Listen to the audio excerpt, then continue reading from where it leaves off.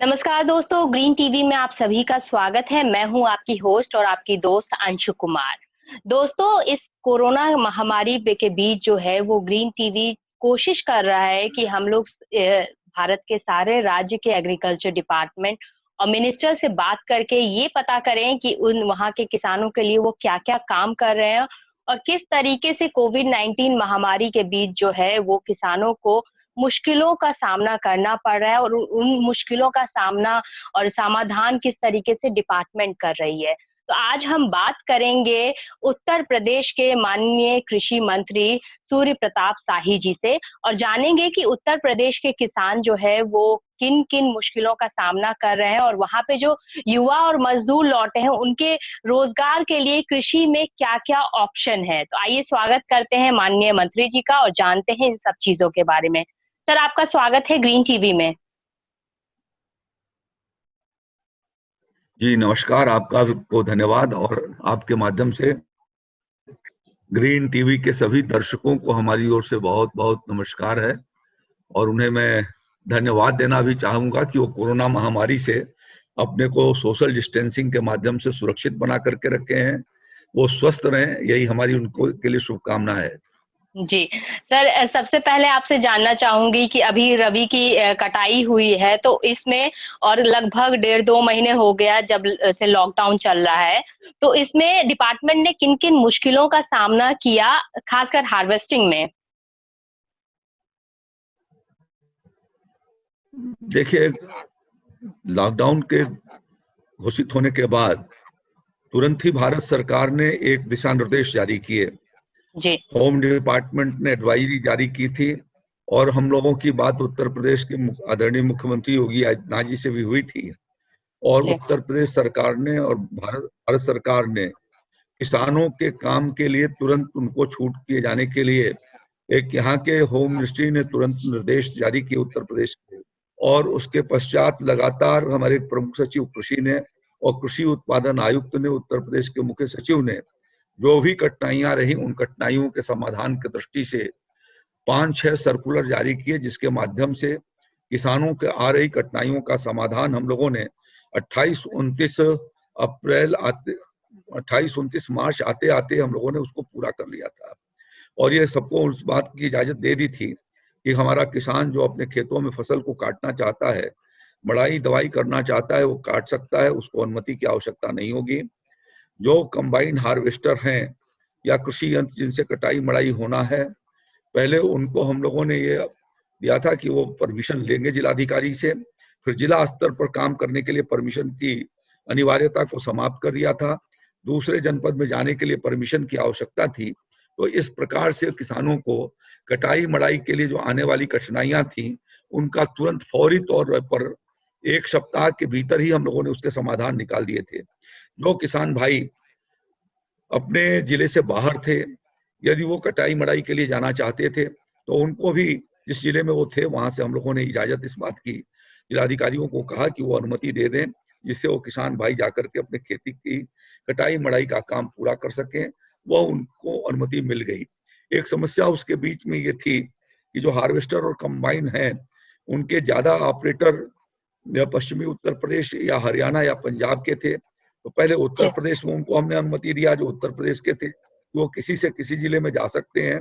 और बाद में हरियाणा और पंजाब के भी ऑपरेटर्स को तुरंत 1-2 दिन के बाद उनको भी अनुमति दे दी गई कि जहां उस जनपद से आना चाहते हैं, जिस जनपद को जाना चाहते हैं उसका उल्लेख करके, और यदि वो आएंगे तो उत्तर प्रदेश की सीमा में उनको कहीं पर भी नहीं रोका जाएगा। और एक जिले के लिए परमिशन यदि हो जाएगी तो वो दूसरे जिले में भी जाकर के हार्वेस्टिंग का काम कर सकते हैं।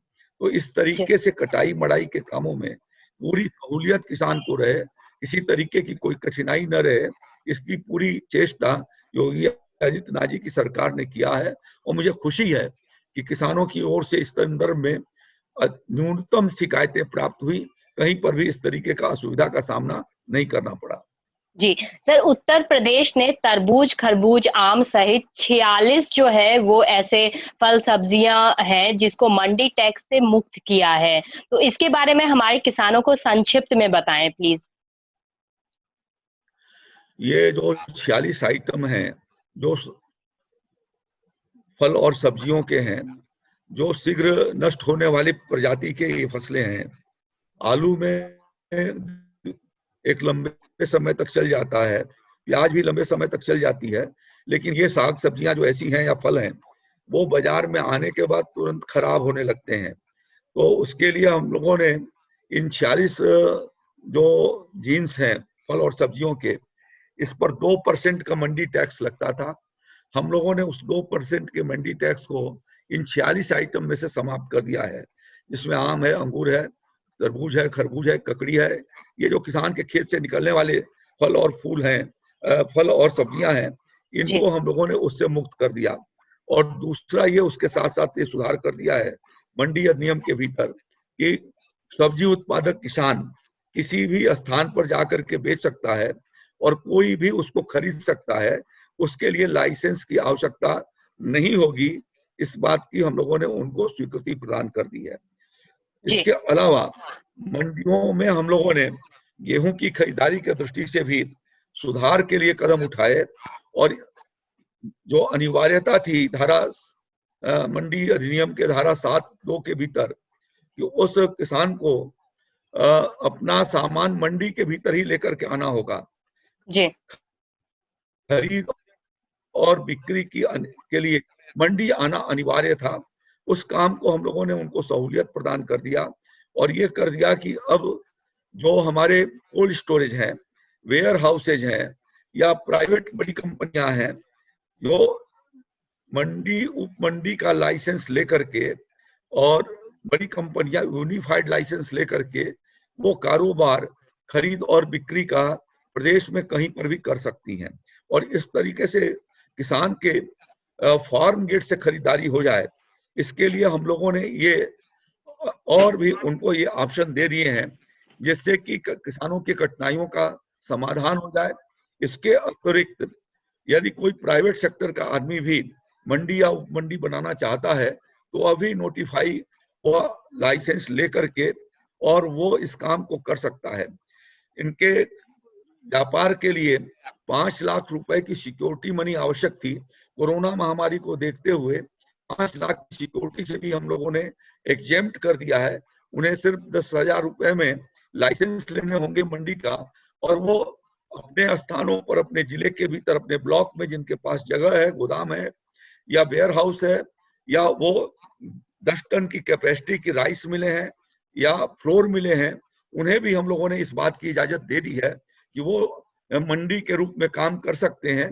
और इन जिन्सों पर जो 2% मंडी शुल्क लिया जाता है जी और 2% उस पर मंडी शुल्क लगता है, उसमें जी से 1.5% मंडी को जाएगा और आधा % उसका, यानी जो मंडी शुल्क है 2% उसका 25% हिस्सा, 1/4 हिस्सा वो प्रमोटर के रूप में उन उप मंडी चलाए जाने वाले लोगों को मिलेगा, जो कोल्ड स्टोरेज या वेयर हाउस या फ्लोर मिल में चला सकते हैं। तो इस तरीके से विपणन की व्यवस्था में एक बड़ा प्लेटफॉर्म हम लोगों ने किसान को उनके घर के निकट हमने उपलब्ध कराने का प्रयास किया है, और ये हुआ है। देश के भीतर उत्तर प्रदेश इस रिफॉर्म्स में मंडी विपणन के सुधार की दृष्टि से आज अग्रणी राज्यों की भूमिका में आ गया है, और किसान को अब मंडी तक आने की अनिवार्यता समाप्त हो गई है, और इसलिए आने वाले दिनों में वो प्रतिस्पर्धी कीमतों के आधार पर वो अपने सामान को बेच सकता है। जी तीसरा, एक और उनको इससे सुविधा हो गई है कि हमारी 100 मंडियां ई नैम से जुटी हुई हैं, देश की 140 मंडियां ई नैम से जुटी हुई हैं। तो अब वो डिजिटल प्लेटफॉर्म के माध्यम से वो जी किसान अपने गांव से ही किसी भी मंडी में बिड लगा सकता है, और जहां उसको अच्छी कीमत होगी वह उसको पा सकेगा। इतना एक व्यापक सुधार उत्तर प्रदेश में मंडी अधिनियम के भीतर हम लोगों ने कोरोना महामारी को देखते हुए किया है, और उसे आगे भी हम लेकर के चलेंगे, जिससे कि जी किसानों को हमेशा सहूलियत मिल सके। जी सर, कोविड-19 महामारी से बचने के लिए जो किसान मंडी के बाहर भी बेच सके, उनके लिए भी क्या कोई दिशा निर्देश पेश किया गया है कि आप जो है वो इन चीजों का ध्यान रखें? अभी ये बार बार आग्रह किया जा रहा है, आदरणीय प्रधानमंत्री नरेंद्र मोदी जी के द्वारा भी, और मुख्यमंत्री आदरणीय योगी आदित्यनाथ जी के द्वारा भी, और हम लोगों ने भी मीडिया के माध्यम से भी, कि 2 गज की दूरी बना करके रखें, सोशल डिस्टेंसिंग का पालन करते हुए ही हम चाहे खेती किसानी का काम कर रहे हैं तो हमें जी खेती किसानी का भी काम करना है, और यदि गांव के भीतर भी हैं तो सोशल डिस्टेंसिंग का पालन करना है, कार्यालय में भी हैं तो सोशल डिस्टेंसिंग का पालन करना है। जब तक अत्यावश्यक न हो तब तक घर से बाहर हमको नहीं जाना है।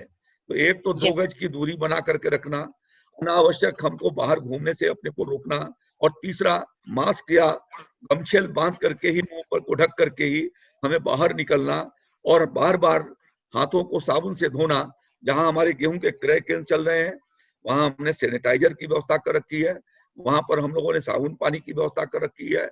वहां पर भी हम किसानों को इस बात को सचेत कर रहे हैं कि वो मास्क और गमछे लगा करके ही अपने विक्रय करने के लिए वहां पर आए। बाजार में भी यदि जा रहे हैं तो भी उनको कहा जा रहा है, पर्चे भी बांटे गए हैं, अखबारों में जी विज्ञापन भी दिए गए हैं। तो इस जी तरीके से, क्योंकि अभी ये कोरोना महामारी का एक व्यापक प्रसार पूरे दुनिया में हुआ है, जी और अब तक 2,80,000 से ज्यादा लोगों की मौत हो चुकी है, और 30 लाख के करीब लोग जो है इस बीमारी से ग्रस्त हैं। तो इतनी जी बड़ी महामारी के फैलने के कारण हर किसी को सावधानी बरतनी है। और मैं किसान भाई को अपनी ओर से बधाई देना चाहता हूं कि हमारे किसान भाइयों ने सोशल डिस्टेंसिंग का बहुत अच्छी तरीके से पालन किया। जी इतने बड़े पैमाने पर लगभग 120 लाख हेक्टेयर उत्तर प्रदेश के भीतर रबी की फसल में कटाई और मड़ाई का काम हमारे किसान भाइयों ने किया है। देश के भीतर ये करोड़ हेक्टेयर से, लाख हेक्टेयर से भी ऊपर का होगा। तो उन लोगों ने जिस तरीके से ये व्यवस्था बनाई, हमारे किसान भाइयों ने, कि जी किसानों के बीच में ये कोरोना महामारी नहीं पहुंच पाई।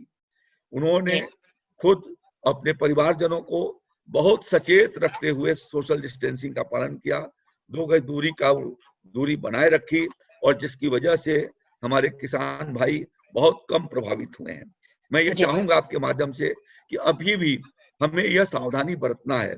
अभी हमारा गेहूं का दलहन तिलहन की खरीदारी का काम चल रहा है, साग सब्जियों को लेकर के हम मंडियों तक पहुंच रहे हैं, जो गांव के निकट जो बाजार लगते हैं वहां तक जा रहे हैं, और अपने सामान को हम गेहूं की पिसाई के लिए, दाल बनाए जाने के लिए, सरसों को तेल की पिराई के लिए बाजार में भी जा रहे हैं। तो हमें ये सावधानी आगे भी बरतना होगा, क्योंकि अभी ये महामारी खत्म नहीं हुई है। अभी जी बाहर से हमारे जो मजदूर, प्रवासी मजदूर, श्रमिक जो गए थे अन्य राज्यों के भीतर, वो भी गांव को लौट रहे हैं। तो उसमें से कुछ स्थानों पर, खास तौर पर मुंबई के भीतर, जी सूरत में, अहमदाबाद के भीतर, जयपुर में, वहां ये बीमारी बड़े व्यापक पैमाने पर रही है। जी तो संभव है कि उसमें कुछ के ऊपर उसका असर हो, इसलिए उनसे को भी सावधानी गांव के भीतर बरतना है, उन्हें भी सोशल डिस्टेंसिंग का पालन करना है। होम क्वारंटाइन वो करेंगे, और उनसे संपर्क और संसर्ग कम बना करके रखें किसान भाई, ये मैं आग्रह करना चाहता हूँ। जी सर, सावधानी उसके बरतें। जी सर। सर, उसके अलावा जो है वो पेट्रोल डीजल के दाम बढ़ गए हैं, तो पेट्रोल डीजल के दाम बढ़ने से बुआई, जुताई और सिंचाई में जो है वो किसानों का खर्चा बढ़ जाएगा। तो उसके लिए उत्तर प्रदेश गवर्नमेंट ने कोई उपाय निकाला है जिससे कि उस खर्चे को कम किया जाए? देखिए, हमने कुछ जो ट्रैक्टर निर्माता कंपनियां हैं उन जी। लोगों से बातचीत करी, और उनसे कहा कि CSR फंड से आप कुछ इस पर खर्चा करिए।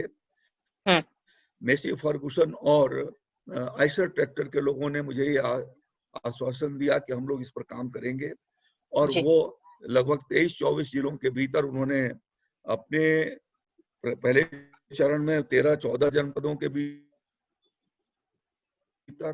और उसमें भी 14-15 जनपदों के भीतर वो निःशुल्क जुताई बुआई का काम करेंगे, ऐसा उन्होंने मुझसे कहा है। और उसके कुछ जिलों में उन्होंने काम शुरू कर दिया है। उससे हमारे किसान भाई को उन जनपदों में सुविधा होने वाली है। मैंने बुंदेलखंड की स्थिति को ध्यान में रखते हुए उनसे ये आग्रह किया है कि बुंदेलखंड में आप इस भूमिका को बहुत सक्रियता के साथ करें, और उन्होंने मुझे आश्वस्त दिया है। अभी इधर मैंने बात नहीं की है, लेकिन जल्दी ही बात करके वहां पर भी 15 मई से वो के आसपास से वो काम शुरू करें, यह मैं उनसे आग्रह करना चाहूंगा। जी सर, एग्री उन यदि इनपुट। हाँ जी। यदि हाँ यदि आपके माध्यम से कोई कंपनी के लोग और सुन रहे हो, ट्रैक्टर निर्माता, तो मैं चाहूंगा, उनसे भी अपील करूंगा कि कोरोना महामारी को देखते हुए अपने CSR फंड से आप, जैसे मेसी फर्गुसन के लोगों ने और आयसर के लोगों ने सुविधा दी है, वह सुविधा यदि आप भी देते हैं तो आपका एक उपकार होगा हमारे प्रदेश के किसानों का, और साथ साथ में आपकी आने वाले दिनों में ट्रेडिंग बढ़ने की, प्रचार के कारण आपकी संभावनाएं भी बढ़ेंगी, तो इसका भी फायदा आपको मिल सकेगा। इसलिए आप भी इस योजना में सम्मिलित हो सकते हैं।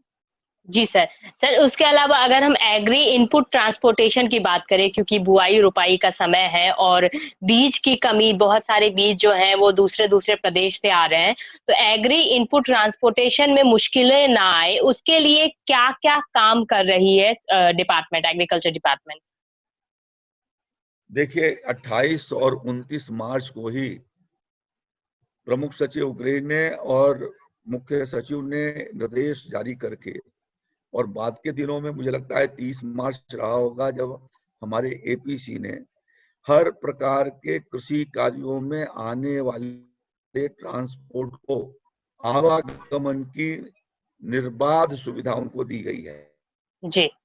आदरणीय मुख्यमंत्री योगी जी ने भी इस बात का निर्देश दिया है कि नेशनल हाईवे पर चलने वाले किसी भी ऐसे वाहन का जो कृषि कार्यों में उपयोग होता है, या आपूर्ति के सामान के लिए भोजन सामग्री, फल सब्जियों के पहुंचाए जाने में जो काम आ रहे हैं, या जो फर्टिलाइजर को पहुंचाने के काम में आ रहे हैं, ऐसे वाहनों को कहीं पर भी रोका नहीं जाएगा। नहीं। और बहुत सरलता और सुगमता से ये आवागमन की व्यवस्था लोगों ने अप्रैल की महीने से ही शुरू कर दी थी, और इसलिए उसमें किसी प्रकार की कोई कठिनाई प्रदेश में नहीं आएगी।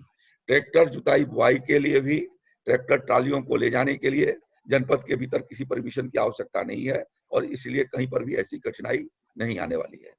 जी। सर अभी जो है वो सारे व्यापारी को जो है वो नुकसान का सामना करना पड़ रहा है, लेकिन सबसे ज़्यादा नुकसान जो है खासकर मुर्गी पालन, मछली पालन और डेयरी व्यवसाय से जो लोग जुड़े हुए हैं, उन लोगों को बहुत मुश्किलों का सामना करना पड़ रहा है। मैंने ये भी सुना है कि मुर्गी पालन, मुर्गियों को जो है वो ज़मीन के अंदर मतलब दफनाया जा रहा है, क्योंकि मुर्गी लोग नहीं खरीद रहे हैं कोरोना की वजह से। तो उन लोगों के लिए क्या सुविधाएँ आप लोगों ने दिया है, आपके डिपार्टमेंट ने दिया है, जिससे कि उन लोगों को थोड़ा-सा राहत मिल सके? अधिकांश जनपदों के जिला मजिस्ट्रेट ने मछली बाजार का लगाने का समय निर्धारित कर दिया है। जी। सब पोखरे और तालाबों से मछली निकालने के लिए उनको अनुमति दे दी है। जिन लोगों ने अनुमति मांगा है कि हमारी मछली खराब हो जाएगी, उनको अनुमति दे दी गई है। वो मछली भी निकाल रहे हैं, मछली का बिक्री भी कर रहे हैं, और कई जगहों पर तो मैं देख रहा हूँ कि सोशल मीडिया पर भी लोग पोस्ट कर रहे हैं कि हमने इतनी बड़ी मछली खरीदी। तो मैं समझता हूँ कि जो शुरुआती दौर में थोड़ी सी फर्स्ट फेज के भीतर जो लॉकडाउन फर्स्ट था, उसमें थोड़ी असुविधा हुई थी।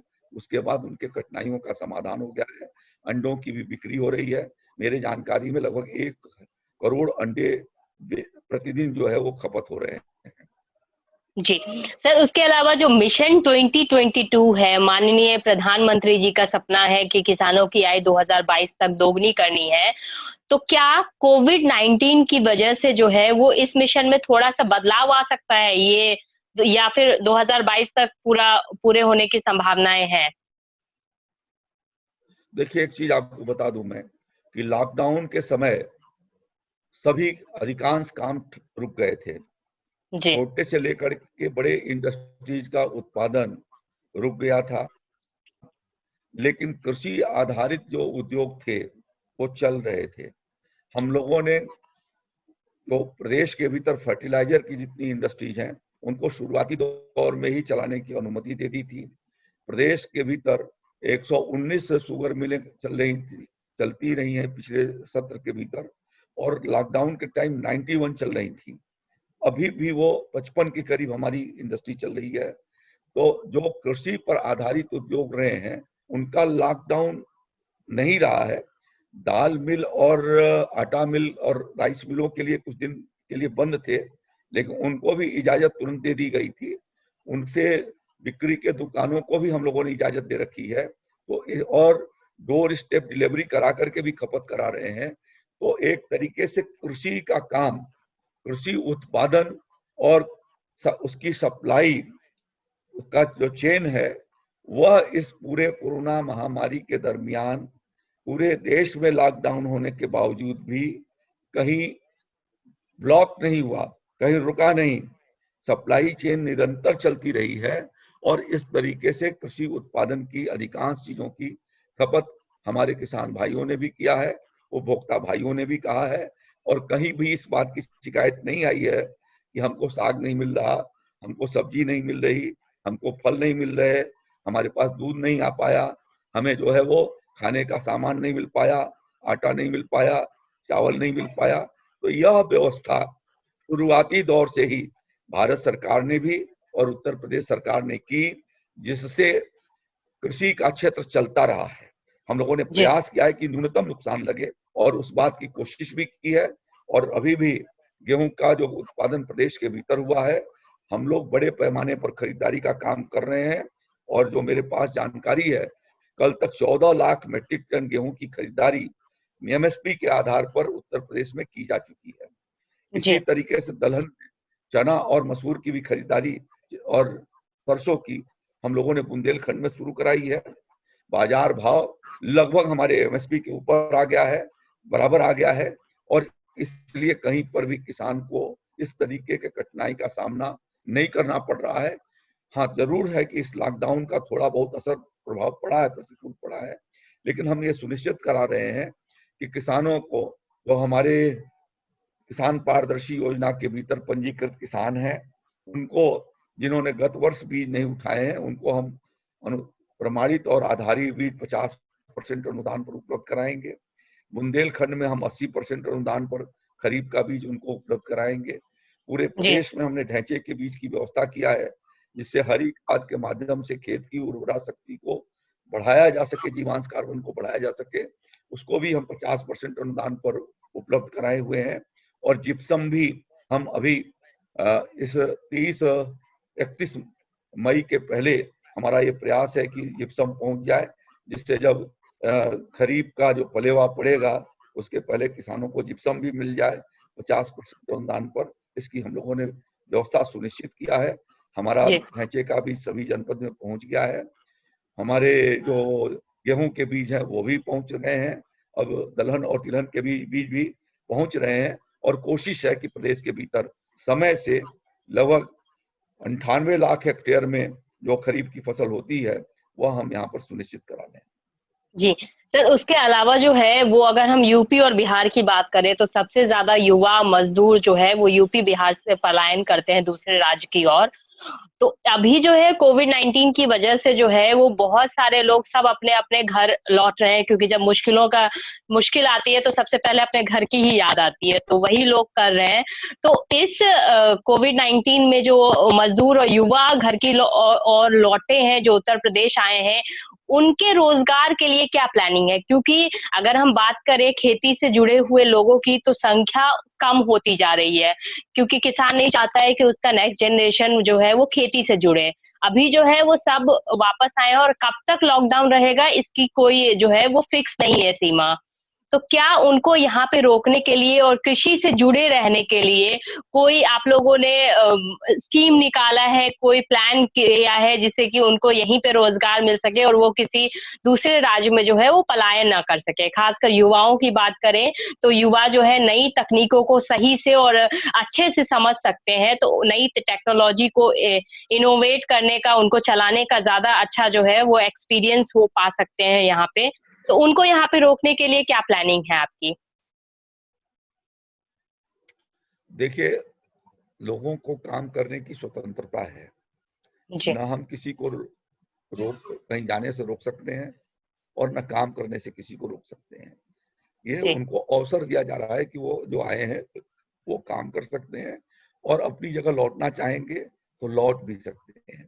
मैं देख रहा हूँ पिछले कई 2-3 वर्षों से कि बहुत सारे IITian वो उन्होंने अपनी नौकरी छोड़ करके खेती के काम में आकर के जुटे हैं। जी बहुत सर। सारे MBA मैनेजमेंट कोर्स करने वाले लोग भी आकर के खेती के काम कर रहे हैं। आज ही अखबारों में छपा है कि जी महाराजगंज के 3-4 MBA लड़कों ने मिल करके किस तरीके से सब्जी के खेती का प्रमोशन किया, और जो टेक्निक की बात आप कर रही हैं उसके माध्यम से आज एक दिन में वो 80-90 हजार रुपए का सामान वो अपने खेतों से बेच रहे हैं।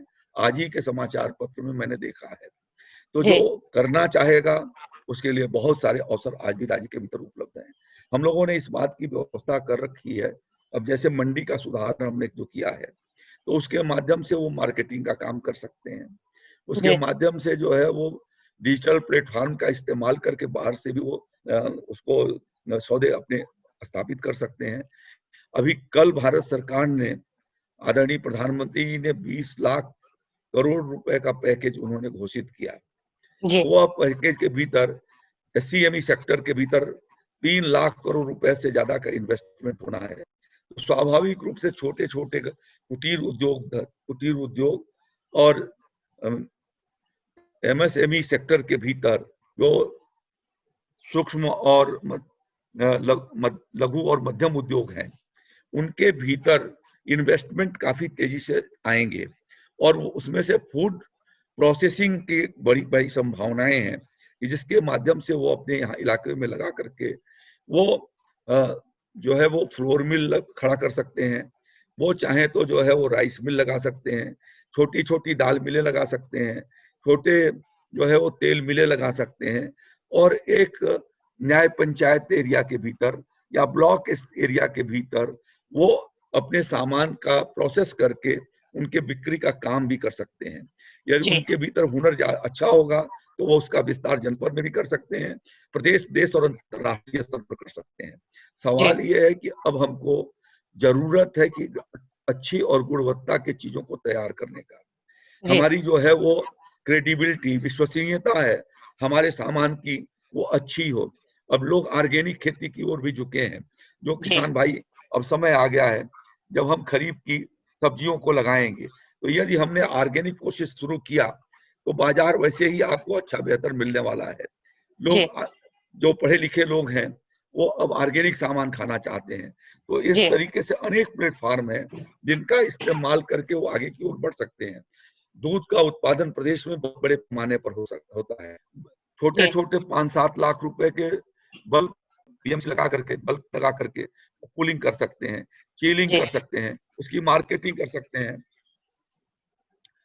इस तरीके के मैं कह रहा था कि बल्क मिल्क सेंटर स्थापित कर सकते हैं, जी बड़े कंपनियों के साथ उसको जोड़ सकते हैं, उनके जी लिए वो काम कर सकते हैं, वहां कमीशन पर काम कर सकते हैं। तो ये सारी संभावनाएं उत्तर प्रदेश के भीतर हैं। उत्तर प्रदेश एक व्यापक क्षेत्रफल का हमारा उत्तर प्रदेश है। यहाँ की जमीन ये मानी जाती है कि दुनिया की सबसे उपजाऊ भूमि में से एक हमारी भूमि है। हमारी उर्वरा शक्ति बेहतर है, हमारा जलवायु भी बेहतर है, हमारे पास सबसे ज्यादा खेती योग्य जमीन भी है, और हमारे पास पशु संपदा भी सबसे ज्यादा है। तो इन जी सब चीजों का जिस क्षेत्र में जो काम करना चाहेंगे उनके पास आज अवसर है, वो इस काम को वहां पर कर सकते हैं। इसके अतिरिक्त यदि वो नहीं काम ऐसा करना चाहते हैं तो जी बड़े पैमाने पर ग्रामीण क्षेत्र में मनरेगा का काम उनको उपलब्ध कराया जा रहा है, जी और जिसके माध्यम से खेत तालाबों को ठीक किया जाना, नालों की साफ सफाई के काम, नहरों के सफाई के काम, और विभिन्न प्रकार के इस तरीके के कामों के माध्यम से हमारे मुख्यमंत्री योगी आदित्यनाथ जी ने निर्देश दिए हैं कि 50 लाख लोगों को मनरेगा के भीतर प्रतिदिन काम दिया जाए। अभी तक जो लगभग 25 लाख लोग काम भी करना शुरू कर दिए हैं। तो ये जी कोशिश है कि जो काम करना चाहेगा उसके पास एक बड़ा अवसर है, वो कर सकता है, और उस दृष्टि से वो आगे की ओर बढ़े। यही मैं उनसे अपील करना चाहूंगा।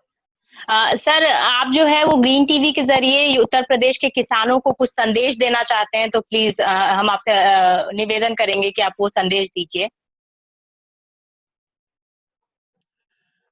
मैं ये कहना चाहूंगा कि कोरोना महामारी के इस लॉकडाउन की स्थिति में भी किसान भाइयों ने जिस संयम धैर्य का परिचय दिया है और जो सावधानी बरती है, उनको मैं अपनी ओर से बधाई देता हूं।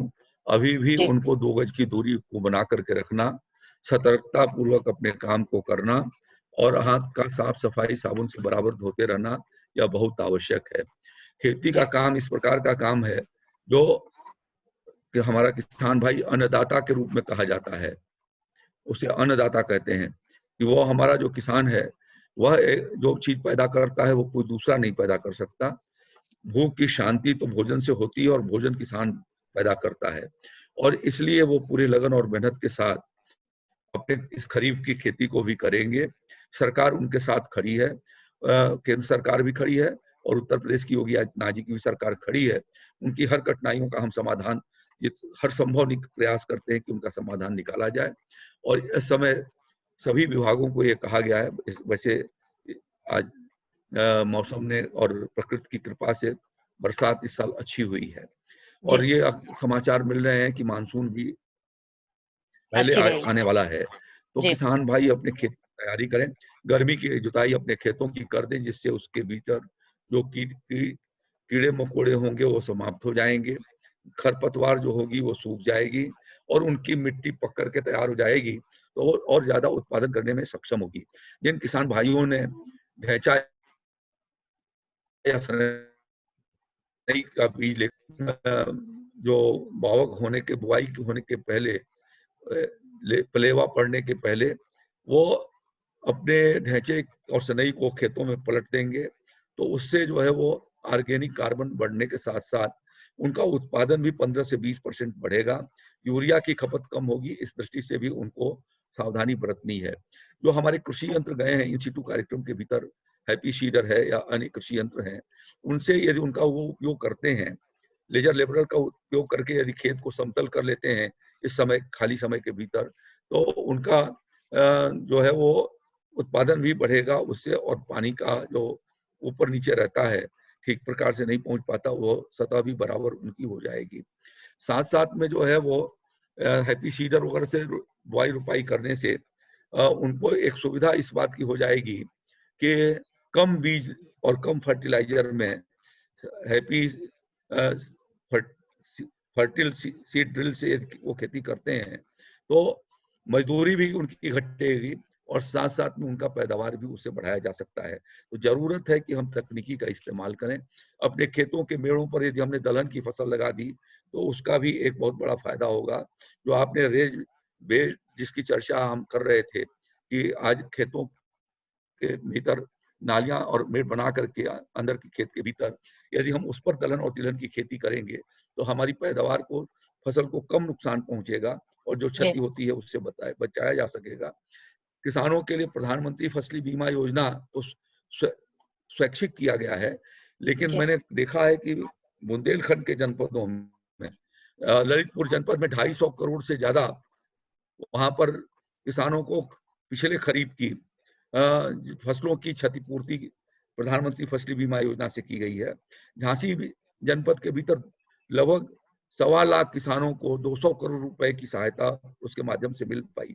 तो यह प्रधानमंत्री फसली बीमा योजना भी उपयोगी है और जहां पर किसानों की फसल क्षति होती है उन किसान भाइयों से मैं आग्रह करूंगा कि भले ही सरकार ने उसे स्वैच्छिक बना दिया है, अनिवार्यता समाप्त कर दी है, लेकिन वो आपके हित में होगा कि कहीं ये दैवीय आपदा या फसल को नुकसान पहुंचता है या आपकी फसल जो है वो औसत 5 साल के उत्पादन से दैवीय आपदा की वजह से कम होती है तो उसकी भरपाई और प्रतिपूर्ति हो सकेगी। इसलिए वो किसान कृषि विभाग की चलाई जाने वाली योजनाओं का ध्यान पूर्वक वो सुनेंगे भी और उसको अमल में लाने का काम करेंगे। समय समय पर एसएमएस के माध्यम से या हमारे ऑनलाइन हमारे वैज्ञानिकों के द्वारा दूरदर्शन और रेडियो के कार्यक्रमों के माध्यम से भी आपके बीच में जागरूक करने का प्रयास, तकनीकी को पहुंचाने का काम होता है। अभी हर साल हम मिलियन फार्मर्स स्कूल चलाते थे, लेकिन जी। अभी लॉकडाउन की वजह से हम अभी चला सकने की स्थिति में नहीं है। यदि लॉकडाउन समाप्त होता है जून महीने में, तो हम जून महीने में ये कोशिश करेंगे कि हर न्याय पंचायत के भीतर मिलियन फार्मर्स स्कूल के माध्यम से किसानों को कृषि विभाग की योजनाओं का, उसके तकनीकी का, खेती के काम करने के तौर तरीकों का वैज्ञानिकों और विशेषज्ञों के माध्यम से हम उनको जागरूक करा सकें, कि हम प्रयास करेंगे। हम उनके मंगलमय स्वस्थ जीवन की कामना करते हैं और ये उम्मीद करते हैं कि समस्त विपरीत परिस्थितियों के बावजूद भी किसान भाई को किसी तरीके से हम खाद और बीज की कमी नहीं होने देंगे। वो अपने उत्पादन बढ़ाए जाने की दृष्टि से तकनीकी का इस्तेमाल करें और इस साल हम लोगों ने गत वर्ष से 20 लाख मेट्रिक टन अधिक उत्पादन का लक्ष्य रखा है। उसमें वो सहयोग करके देश के खाद्य सुरक्षा भंडार को भरने में अपने सामर्थ्य को शक्ति देंगे और हमारे इस सुरक्षा भंडार को भी ताकत देंगे। इन्हीं शुभकामनाओं के साथ सभी किसान भाइयों को धन्यवाद, उनका मैं आभार प्रकट करता हूं, उनको नमस्कार करता हूं। जी सर, आपका भी बहुत बहुत धन्यवाद धन्यवाद हमसे जुड़ने के लिए और ये तमाम जानकारी हमें देने के लिए। चलिए, तो दोस्तों, हमने आपको आज मिलवाया उत्तर प्रदेश के माननीय कृषि मंत्री सूर्य प्रताप शाही जी से, जिन्होंने हमारे जरिए बताया कि उत्तर प्रदेश के किसानों के लिए एग्रीकल्चर डिपार्टमेंट क्या-क्या काम कर रही है और साथ ही बताया कि जो मजदूर, जो युवा जो है वो बाहर से यहाँ आए हैं, वो अगर यहाँ पे रोजगार पाना चाहते हैं तो अवसर बहुत है, अगर वो चाहते हैं तो उनको रोजगार जरूर मिलेगा। फिलहाल आज के इस कार्यक्रम में बस इतना ही, लेकिन अगर आप कोई सवाल पूछना चाहते हैं तो आप हमें व्हाट्सएप करें या फिर आप हमें जो है वो कमेंट के जरिए अपना सवाल भेजें, डिटेल भेजें। हम कोशिश करेंगे कि हम आपके सवालों के जवाब हमारे जरिए जो है वो आप तक पहुंचाएं। तो फिलहाल आज के कार्यक्रम में बस इतना ही। मुझे दीजिए इजाजत, आप बने रहिए हमारे साथ और देखते रहिए ग्रीन टीवी। नमस्ते।